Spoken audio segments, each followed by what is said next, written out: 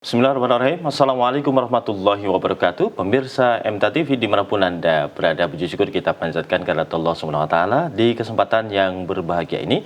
Kita masih diberikan begitu banyak limpahan nikmat dan karunia-Nya, dan mudah-mudahan kita semuanya juga dalam keadaan sehat walafiat. Kembali hadir pagi hari ini, mengawali aktivitas pagi hari ini. Kita berjumpa dalam program Fajar Hidayah, dan insya Allah hingga nanti jam 6 pagi. Tentu untuk Anda pemirsa dapat bergabung bersama kami di telepon 0216793.000 atau di SMS WA 08112553000. Dan alhamdulillah telah hadir narasumber bersama kami, telah hadir di studio MTA TV. Beliau Ustadz Muhammad Ghazali. Kita sapa terlebih dahulu. Assalamualaikum warahmatullahi wabarakatuh, Ustadz. Waalaikumsalam warahmatullahi wabarakatuh. Kabar baik dan sehat, J? Alhamdulillah baik. Ya, pemirsa, kembali ya kami ingatkan untuk Anda yang bergabung silahkan di telepon 02716793000 atau di SMS WA 08112553000. Dan untuk mukadimahnya terlebih dahulu kita akan simak tausiah dari beliau Ustadz Muhammad Ghazali. Silakan, Ustadz. Ya. Bismillahirrahmanirrahim. Assalamualaikum warahmatullahi wabarakatuh. Alhamdulillah alladzi arsala rasulahu bil huda wa dinil haqq liyudhhirahu 'alad dini kullih wa kafa billahi syahida. Asyhadu an la ilaha illallah wahdahu la syarikalah wa asyhadu anna Muhammadan abduhu wa rasuluh. Allahumma salli wa sallim wa barik ala Muhammad wa ala alihi wa sahbihi ajma'in. Qala Allah Ta'ala fi kitabihil karim, a'udzu billahi minasyaitonir rajim. Ya ayyuhalladzina amanu taqullaha haqqa tuqatih wa la tamutunna illa wa antum muslimun. Wa qala Rasulullah sallallahu alaihi wasallam, ittaqillaha haitsuma kunta wa atbi'is sayyi'atal hasanata tamhuha wa khaliqin nasa bi khuluqin hasanin. Rabbi shrah li sadri wa yassir li amri wahlul 'uqdatam min lisani yafqahu qawli. Amma ba'd. Para pemirsa dan juga para pendengar radio rahimakumullah, marilah pada kesempatan pagi hari ini untuk membuka, mengawali aktivitas kita pada hari ini Kamis tanggal 9 Oktober 2025. Kita bersyukur kepada Allah Subhanahu wa Ta'ala, Zat yang telah memberikan kepada kita banyak kenikmatan. Kalau kita hitung satu persatu nikmat yang diberikan oleh Allah, tentu kita tidak akan sanggup, tidak akan mampu untuk menghitungnya. Tentu jalan yang terbaik bagi kita sebagai hamba Allah yang telah diberikan nikmat adalah dengan cara bersyukur,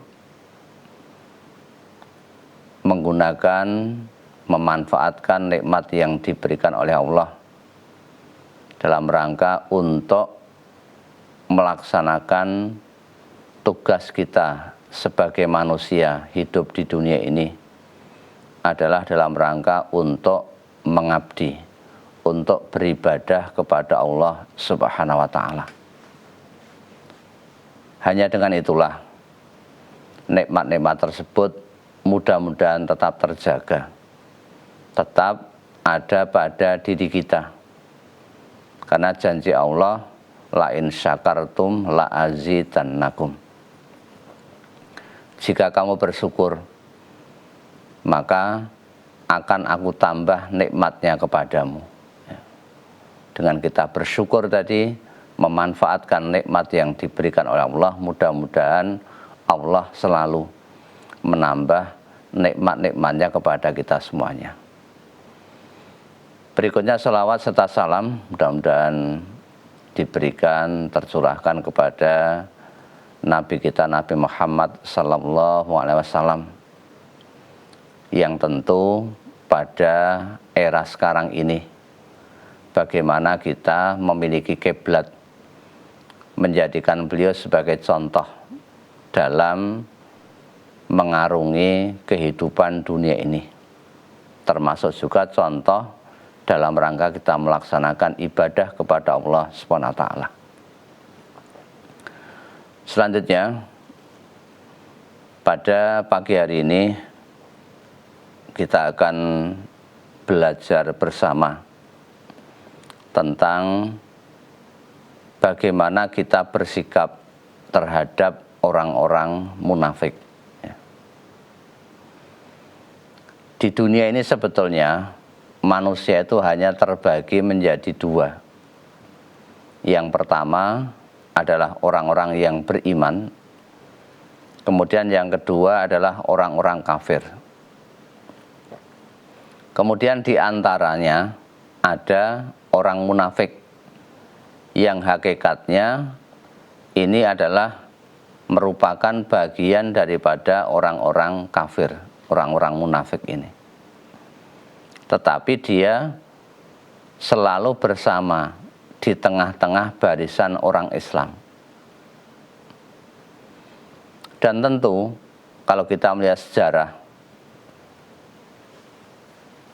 pada zaman Nabi Muhammad SAW, ini juga sudah ada orang-orang munafik.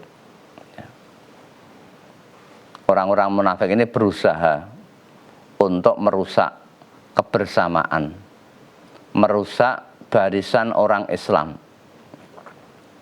Dalam arti, orang munafik ini sebagai bahaya laten, musuh dalam selimut yang akan memporak-porandakan kebersamaan umat Islam.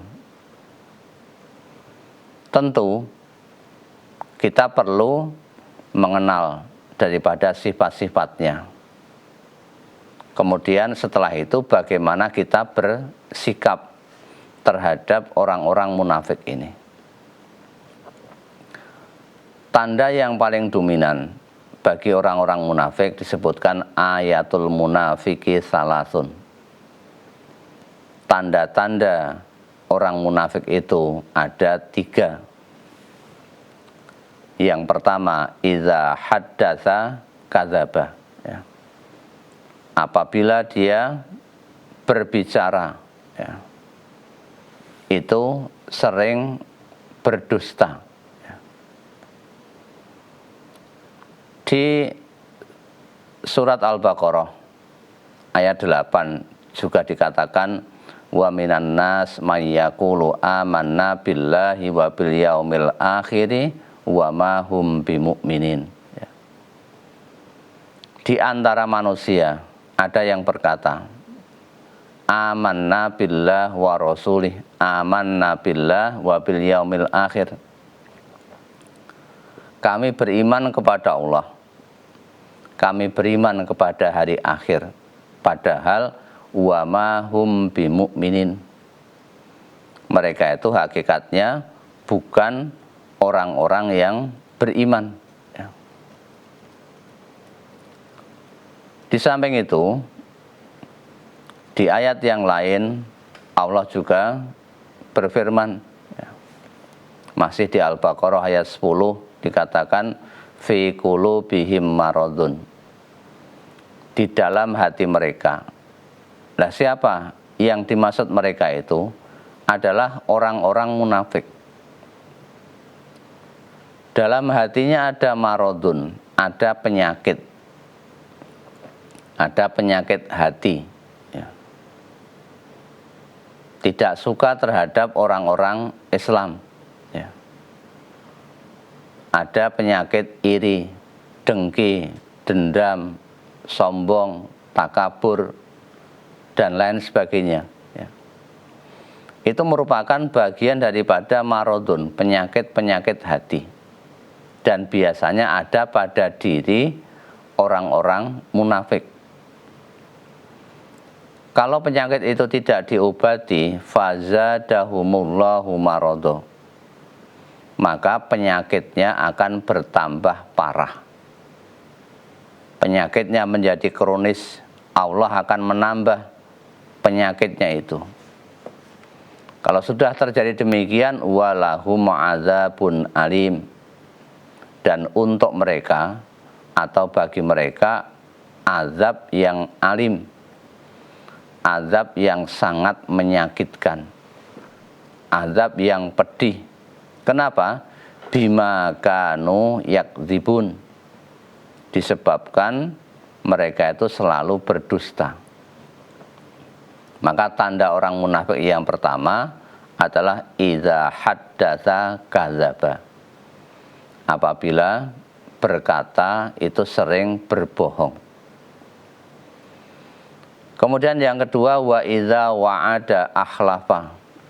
Apabila berjanji itu sering mengingkari, ingkar janji. Kemudian ciri yang ketiga adalah wa idza tumina khana. Apabila diberikan amanat maka dia berkhianat. Ini ciri yang paling dominan, yang paling nampak. Walaupun masih ada ciri-ciri yang lain, wa idza khosoma fajaro. Apabila dia berdebat, dia keras kepala. Dalam bahasa kita namanya bergudul. Itu ngeyel. Sulit untuk diberikan nasihat, untuk diberikan masukan. Tentu, kalau kita mendapati orang-orang yang seperti itu, bagaimana kita harus bersikap? Yang pertama adalah jangan diikuti, dan jangan dihiraukan gangguannya, serta bertawakallah kepada Allah. Kenapa? Kok ada larangan jangan diikuti, jangan dihiraukan? Ya. Karena apa yang dulu pernah terjadi pada zaman Nabi, ada tokoh munafik namanya Abdullah bin Ubay bin Salul. Ini orangnya, penampilannya ini sangat mengagumkan. Ya. Dikatakan wa idza ra'aitahum tu'jibuka ajsamuhum. Apabila kamu melihat mereka, tubuh-tubuh mereka menjadikan kamu kagum dengan penampilan. Ya. Orangnya kaya raya, ya. Penampilannya oke, ya. Sehingga meyakinkan orang. Di samping itu, wa iyyaqulu tasma' liqaulihim. Apabila mereka berkata, ya, kamu mendengarkan perkataan mereka, mendengarkan dengan seksama. Memang menarik, ya. Banyak orang yang tertipu. Bahkan Nabi saja kalau tidak diberitahu oleh Allah juga tidak mengetahui bahwa Abdullah bin Ubay bin Salul yang notabene orang yang sangat dekat dengan Nabi, ternyata itu orang munafik, membuat rusak barisan orang Islam. Di antaranya pernah merusak barisan orang Islam pada saat perang Uhud. Mereka memprovokasi orang-orang Islam lainnya supaya mundur, tidak mengikuti perang Uhud tadi. Dari pasukan yang jumlahnya 1000, mundurlah 300. Ini atas hasutan dari tokoh munafik yang namanya Abdullah bin Ubay bin Salul. Karena perkataannya menarik, penampilannya juga sangat mengagumkan. Di samping itu juga membuat makar, menjatuhkan nama Nabi. Dengan cara apa? Dengan cara memfitnah, ya, istri Nabi yang bernama Aisyah. Itu difitnah berbuat zina, berbuat serong terhadap sahabatnya. Ini namanya juga merusak kebersamaan orang Islam. Maka kalau kita menemui orang-orang yang seperti itu, jangan diikuti, jangan dihiraukan. Kita jangan terpesona tertipu oleh gangguannya tadi. Sebagaimana yang telah difirmankan oleh Allah di surat Al-Ahzab ayat 48, Allah berfirman, wala tuti'il kafirina wal munafikina wada' azahum wa tawakkal 'ala Allah wa kafa billahi wakila. Dan janganlah kamu menuruti orang-orang yang kafir dan orang-orang munafik itu. Jangan dituruti, jangan diikuti, sekalipun mungkin perkataannya, penampilannya sangat menarik. Kemudian wada' azahum, jangan kamu hiraukan gangguan mereka. Kemudian wa tawakkal 'ala Allah, serta bertawakallah kepada Allah. Ya.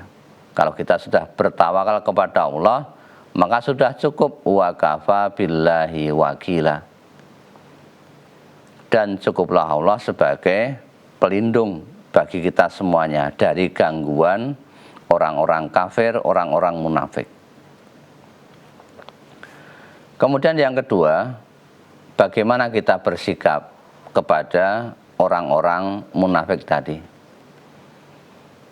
Yang kedua adalah harus kita bertabayun, ya, mencari kebenaran berita. Ya. Jangan sampai kita langsung percaya terhadap berita-berita yang dibawa oleh orang-orang munafik. Ya.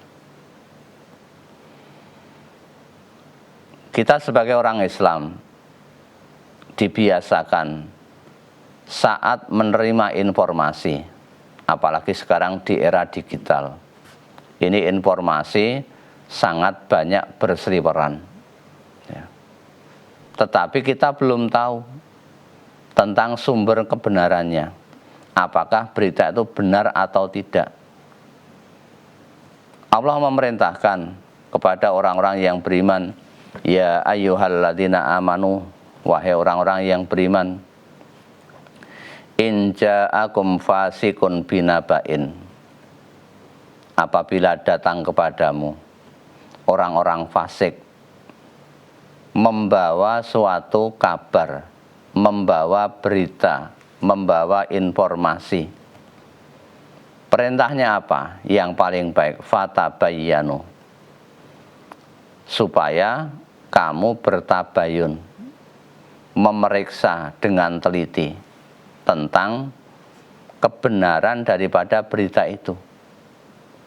Jangan sampai seolah-olah beritanya menarik, padahal kita belum tahu kebenarannya, kemudian kita kirim, kita share kepada orang lain. Itu nanti akan berakibat antusibu qauman bijahalah. Bisa jadi nanti kita akan menimpakan musibah kepada suatu kaum. Ya. Beritanya belum benar, sudah kita sampaikan. Ini membawa musibah pada suatu kaum yang kita bijahalah, belum tahu benar dan salahnya. Ya. Yang mengakibatkan apa? Fatusbihu ala ma fa'altum nadimin, yang menyebabkan nanti kamu akan menyesal karena sudah terlalu cepat ketika ada berita kemudian dikirim, ada berita dikirim, ya, padahal berita itu belum tentu benarnya, apalagi ketika berita itu datang dari orang-orang munafik. Kita harus berhati-hati, ya, harus diteliti dengan seksama. Kemudian yang ketiga, jangan berteman dengan orang-orang munafik, ya. Karena orang-orang munafik itu biasanya mereka mengejek, mencela Al-Quran, karena mereka tidak yakin, muzabzabina baina dzalik, mereka ragu di antara itu antara iman dan kafir. Karena ini musuh dalam selimut biasanya mencari celah, ya, dengan mengejek dan menjelek-jelekan Al-Quran. Allah memerintahkan kepada kita di surat An-Nisa ayat 140, ya, wa qad nazzala alaikum fil kitabi an idza sami'tum ayatillahi yukfaru biha wa yustahza'u biha fala taq'udu ma'ahum hatta yakhudhu fi haditsin ghairi innakum idzam misluhum innallaha jami'ul munafiqina wal kafirina fi jahannama jami'a. Dan sungguh Allah telah menurunkan kepada kamu di dalam Al-Quran. Ini perintah Allah di dalam Al-Quran. An idza sami'tum ayatillah, apabila kamu mendengar ayat-ayat Allah, yukfaru biha wa yustahza'u biha, diingkari dan juga diperolok-olokkan oleh orang-orang kafir, oleh orang-orang munafik. Perintahnya apa? Fala taq'udu ma'ahum, jangan kamu duduk bersama mereka, jangan berteman dengan mereka, hatta yakhudhu fi haditsin ghairi, sehingga mereka melakukan pembicaraan yang lain. Padahal kebiasaan orang-orang munafik ini suka mencela, mencaci, menghina ayat-ayat Allah. Kalau kita tetap bersama dengan mereka, itu berarti apa? Innakum idzam misluhum. Kalau kita tidak pergi, tetap berkawan dengan orang munafik, berarti kita itu sama dengan mereka. Tidak ada bedanya. Kemudian ancamannya apa? Innallaha jami'ul munafiqina wal kafirina fi jahannama jami'a. Sesungguhnya nanti Allah akan mengumpulkan semua orang-orang munafik, semua orang-orang kafir di dalam neraka jahanam. Nah, kita tentu tidak akan mau dikumpulkan di neraka jahanam. Maka jangan berteman, jangan duduk bersama dengan orang-orang munafik atau orang-orang kafir di saat mereka itu apa? Mengingkari, memperolok, mencaci ayat-ayat Allah. Jangan sampai kita berbuat demikian. Ya, sementara itu dulu yang bisa kita sampaikan. Nanti insya Allah akan kita lanjutkan pada pertemuan yang akan datang insya Allah. Ya. Baik, terima kasih Ustadz untuk mukadimahnya di kesempatan pagi hari ini. Tentu pemirsa pendengar di mana Anda berada, silahkan Anda dapat bergabung bersama kami di telepon 027167932 atau di SMS WA 08112553000. Namun sebelumnya kami rehat dulu dan akan kembali menyapa Anda setelah informasi yang berikut ini. Baik pemirsa MTA TV dimanapun Anda berada, terima kasih untuk Anda yang masih bersama kami di pagi hari ini, masih di program Fajar Hidayah dan masih bersama beliau Ustadz Muhammad Ghazali. Kita lanjutkan lagi nih Ustadz, kita langsung sapa saudara kita yang sudah bergabung. Yang pertama di telepon ada yang bergabung, Ustadz kita berikan kesempatan untuk bergabung. Assalamualaikum warahmatullahi wabarakatuh. Halo. Halo, assalamualaikum. Assalamualaikum. Ya, dengan siapa di mana ini? Dari Pak Basuki di Koposari Purbalingga. Baik, silakan Pak Basuki dari Purbalingga, silakan. Assalamualaikum warahmatullahi wabarakatuh. Waalaikumsalam warahmatullahi wabarakatuh. Silakan Pak Basuki. Mohon dijelaskan yang tadi surat Hujurat ayat 6 sebab turunnya itu yang diambil untuk mengambil zakat itu siapa namanya? Mohon dijelaskan. Terima kasih. Wassalamualaikum warahmatullahi wabarakatuh. Waalaikumsalam warahmatullahi wabarakatuh. Mengisah tentang surat tadi. Ya, tentang surat Al-Hujurat tadi ayat 6 ya. Jadi Allah berfirman, ya ayyuhalladzina amanu in ja'akum fasikum binaba'in fatabayyanu ya. Wahai orang-orang yang beriman, apabila datang kepadamu fasikun ya, orang-orang fasik. Nah, kadang-kadang mungkin kita bertanya-tanya, loh, yang membawa berita itu kan juga orang-orang Islam. Toh dikatakan fasik. Ya. Fasik dan tidaknya itu kita lihat dari isi beritanya. Bisa saja orang-orang Islam membawa berita yang tidak baik kepada orang Islam yang lain. Karena apa? Karena kedengkian. Karena rasa tidak suka. Itu bisa jadi. Ya. Kalau beritanya tidak baik, maka pembawanya berarti termasuk bagian daripada orang-orang fasik. Maka perintahnya apa? Fatabayyanu. Supaya mereka itu bertabayun, mengklarifikasi, mencari kebenarannya. Antusibu qauman bijahalah. Jangan sampai nanti kita menimpakan musibah kepada suatu kaum tanpa kita mengerti berita yang sebenarnya. Hanya qala wakila, katanya itu tidak bisa dijadikan sebagai dasar. Yang menyebabkan fatusbihu ala ma fa'altum nadimin. Yang menyebabkan nanti kamu akan menyesal. Memang asbabun nuzul ini terkaitan dengan salah satu kabilah yang dulu pernah masuk Islam.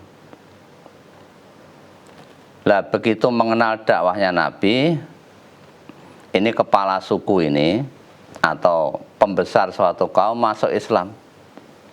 Lantas dia pulang menyampaikan kepada kaumnya, ya, dan kaumnya juga masuk Islam. Kemudian dia berjanji akan menyerahkan zakat kepada Nabi. Ya. Tetapi ada utusan dari Nabi datang kepada kabilah atau kaum tersebut. Singkat cerita, akhirnya kan ditunggu lama. Kok tidak datang utusan Nabi? Apakah Nabi ini sedang marah atau tidak suka kepada kita? Padahal Nabi ini sudah menyuruh utusannya untuk mengambil zakat. Tetapi utusan tadi, karena pernah terjadi perselisihan dengan kaum tadi, utusan tadi tidak berangkat menuju kepada kaum tersebut, karena dia takut nanti akan dibunuh. Akhirnya utusan tadi menyampaikan kepada Nabi bahwa saya telah datang kepada kaum tersebut untuk mau memungut zakat, tapi mereka menolak dan bahkan mau membunuh saya. Nah, ini beritanya, ini berita yang tidak benar. Dia belum datang sudah ngarang berita. Kalau Nabi tidak hati-hati, hanya percaya kepada utusannya tadi, bisa jadi terjadi peperangan, ya. Karena kabilah tersebut sudah mau berusaha membunuh utusan Nabi. Lah akhirnya Nabi mengirim utusan yang kedua. Nah di tengah jalan akhirnya berpapasan kepada kabilah tersebut karena mereka hendak membayar zakat, ya, yang sudah diikrarkan dari awal. Akhirnya di tengah jalan ketemu. Ya. Lah mau kamu siapa? Saya dari suatu kabilah yang dulu pernah masuk Islam, pengen menyerahkan zakat, jangan-jangan Nabi ini marah kepada kami, maka kami berusaha untuk datang. Loh, bukankah sudah datang utusan kepada kamu? Nabi mengirim utusan, belum pernah ada. Nah, ternyata ini sahabat ini karena takut, akhirnya membuat berita palsu. Nah, ini dikatakan berita yang fasik. Nah, ini diantara asbabun nuzul dari ayat tersebut. Maka perlu adanya waspada, kita perlu berhati-hati. Ya, ya, demikian ya, mudah-mudahan dapat dipahami Bapak penelpon tadi ya. Kemudian berikutnya di WA, Ustaz, Ya. kami bacakan dari Ibu Lora Pondak dari asal Kota Mobagu, Sulawesi Utara, tepatnya di MTA Cabang Kota Mobagu. Mohon penjelasan Ustaz tentang surat ke-5 ayat 78 tentang kata Bani Israel telah dilaknat oleh ucapan Daud dan Isa putra Maryam. Kemudian yang kedua, apabila kita biasa bayar zakat 2,5%, lalu karena berhalangan sakit, kemudian berkuranglah zakat yang dibayarkan. Apakah itu termasuk dosa, Ustaz? Ya. Demikian atas tausiahnya, terima kasih. Yang pertama di surat Al-Maidah ayat 78. Allah berfirman, "Lu'inal ladzina kafaru min bani Israila ala lisani Dawud wa Isa bin Maryam. Zalika bima asaw wa kanu ya'tadun." Orang-orang kafir dari Bani Israel telah dilaknat oleh Allah melalui lisan atau ucapan Nabi Dawud dan juga Nabi Isa putra Maryam. Kenapa mereka kok dilaknat? Zalika bima asaw wa kanu ya'tadun. Karena mereka itu selalu durhaka kepada Allah dan melampaui batas. Tentu laknat yang datang kepada Bani Israel itu bukan tanpa sebab, ya. Bukan tanpa sebab. Bani Israel itu dijuluki sebagai kekasih Allah, ya. Di sana banyak dikirim para nabi, para utusan Allah, tetapi perbuatannya banyak yang membangkang, ya. Sering melakukan kedurhakaan, melakukan pelanggaran secara terus-menerus. Sebagai contoh, ya, kenapa dilaknati oleh Daud? Ya. Karena Bani Israel itu di sana ada syariat, ya, supaya mereka itu melakukan ibadah pada hari Sabat, ya, pada hari Sabtu. Tetapi mereka itu malah mencari-cari cara, ya, mencari ikan walaupun memang tidak pada hari Sabtu, tetapi memasangnya sebelum hari Sabtu, misalnya hari Kamis atau hari Jumat, tetap hari Sabtunya beribadah, kemudian hari Ahadnya diambil. Ini kan cara-cara yang licik, cara-cara yang tidak baik, ya. Karena apa? Mereka tentu pada hari Sabtu tidak akan bisa khusyuk, tidak akan bisa konsentrasi untuk beribadah kepada Allah. Pikirannya bercabang kemana-mana. Akhirnya dengan kejadian yang seperti itu, Allah mentakdirkan adalah kunu kirodatan khosiin, ya. Dilaknat dengan jadilah kamu kera yang hina. Karena apa? Walaqad alimtumul ladzina tadau minkum bisabti fakulna lahum kunu kirodatan khosiin. Ini di Al-Baqarah ayat 65. Sungguh kamu benar-benar telah mengetahui siapa orang-orang yang melakukan pelanggaran di antara kamu pada hari Sabat. Lalu kami katakan kepada mereka tadi, kunu kirodatan khosiin, jadilah kamu kera yang hina, ya. Walaupun ini tafsirnya ada beberapa versi, ada yang betul-betul jadi kera, itu juga ada. Kemudian dalam beberapa waktu kemudian mati, dan juga ada yang mengatakan sifat mereka seperti kera, yaitu rakus terhadap kehidupan dunia. Kemudian juga dilaknati oleh Isa putra Maryam. Kenapa demikian? Ya, karena mereka selalu menolak kebenaran, sering menentang Allah. Disebutkan tadi di akhir, zalika bima asaw wa kanu ya'tadun. Karena mereka itu selalu apa? Asaw, selalu bermaksiat kepada Allah, melakukan pelanggaran-pelanggaran. Di samping itu wa kanu ya'tadun, mereka selalu melampaui batas-batas kewajaran, batas-batas kebenaran. Itu yang pertama. Kemudian yang kedua tentang masalah zakat tadi, ya. Ibu tadi biasa untuk melakukan zakat, lah kemudian pada suatu ketika atau pada suatu saat ada musibah sakit, ya. Kemudian zakatnya berkurang. Nah, bagaimana yang seperti itu? Zakat itu diwajibkan bagi orang yang mampu, ya. Bagi orang yang mampu. Yang tidak mampu tidak diwajibkan untuk mengeluarkan zakat. Misalnya ada fakir, miskin, itu kan termasuk orang-orang yang malah sebaliknya berhak untuk mendapatkan zakat. Agama Islam itu agama yang mudah.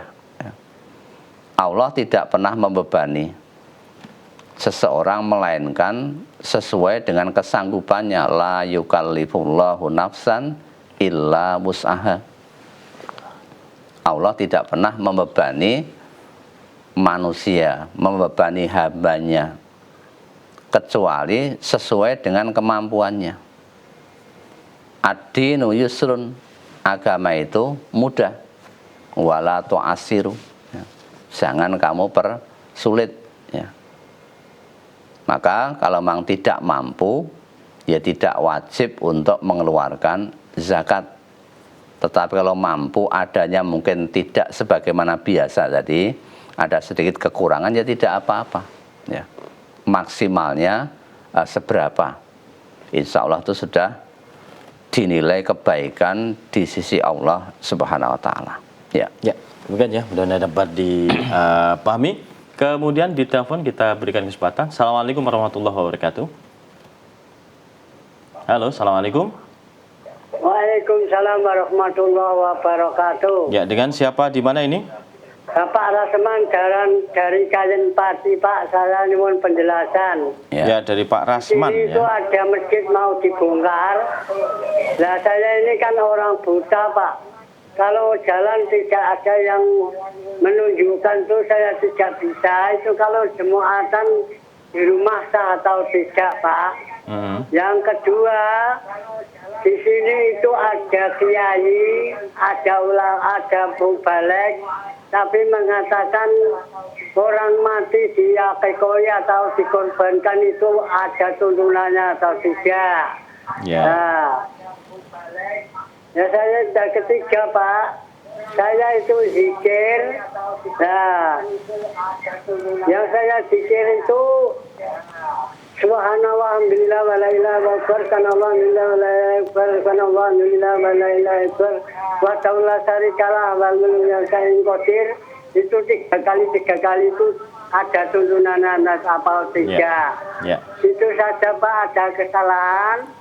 Saya minta maaf sebesar-besar Bapak yang mendengarkan dari saya ini. Wassalamualaikum warahmatullahi wabarakatuh. Waalaikumsalam warahmatullahi wabarakatuh. Ada 3 pertanyaan berarti, Ustaz. Ya, monggo, Ustaz. Yang pertama tentang masjid tadi ya, yang dibongkar karena beliau sebagai tunanetra. Ya.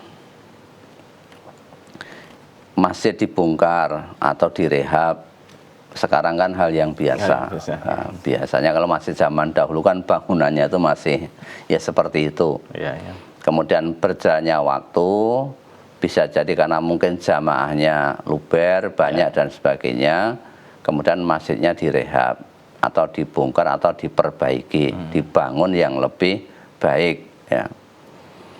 Nah, pada saat dibongkar tadi, Bapak tadi, ini sholat karena beliau tunanetra, ketika mau mencari masjid yang lain kan belum hafal, bisa jadi. Ya. Maka yang seperti itu tidak masalah, ya. Karena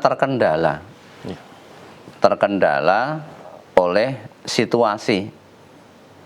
Kalau mungkin ada yang mengantarkan, ya jauh lebih baik digoncengkan sepeda motor dibawa ke masjid yang lain, ya.